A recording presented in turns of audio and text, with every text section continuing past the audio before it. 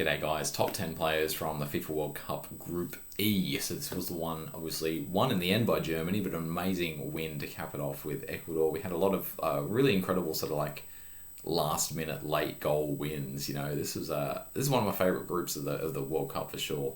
Curacao were very much thoroughly beaten, but still getting their 0 draw with Ecuador was great.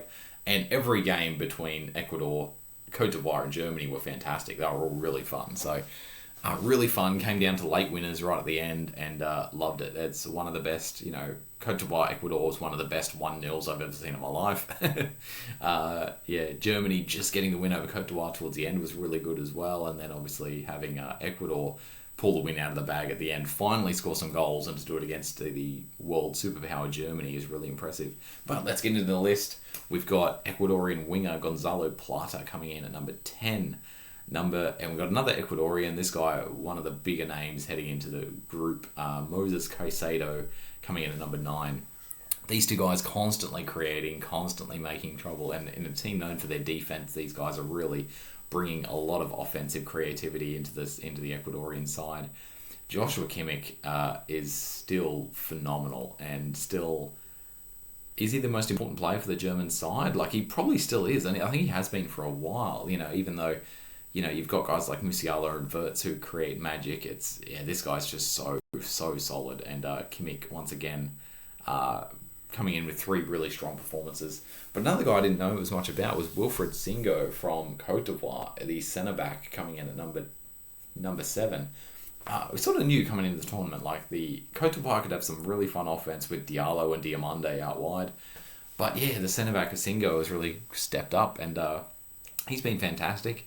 Diomande is coming in at off the wing, coming in at number 6. I was really excited to see for the world to check out this guy who's kind of just burst onto the scene.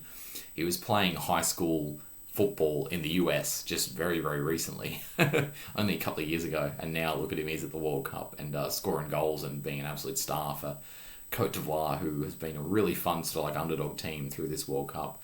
I think heading into the World Cup, they were sort of like, it was sort of, I think they were probably outside the top 3 African teams. For me, they weren't, but I think most people would have Egypt in at 3rd, and then obviously Morocco and Senegal being the 2 top African teams heading into the tournament. But yeah, Diomande has been a huge reason why the Cote d'Ivoire has been so strong through this tournament and sort of made a big run heading into this World Cup and through the World Cup as well. Nicolas Pepe at midfield has been great too. He's scoring lots of goals too. He was very, very good in that final group game against Curacao. No Curacao players made the list, unfortunately, but we had 3 really solid teams to pick from here. Number 4, we actually have 3 Germans coming up. Number 4, Nico Schlotterbeck, who is now injured. So that is a big loss at centre-back for a team who love to attack and prioritise attack. Nico Schlotterbeck is going to be a big loss for them. Hopefully that he can come back sometime through the tournament. Then we've got Dennis Undav, who has been absolutely incredible off the bench. It's very annoying for me that Kai Havertz has been starting, but because Undav, I think, is a more fun choice. But I get it. Havertz was good. He was very good against Curacao, but I think certainly since then Undav has sort of like outshone him. And even since coming on in that game, I think he's outshone him. He loves playing for Germany, man. Florian Wirtz, he becomes Superman every time he plays for them, and he's been absolutely sensational. With Musiala in the team, he's sort of been, and guys like, Mecca coming in as well as a creative outlet in the middle. He's been pushed out to the wing, and he's doing so well. And finishing a very turbulent year for himself off in a big way for Germany on the wing. He's been really, really good.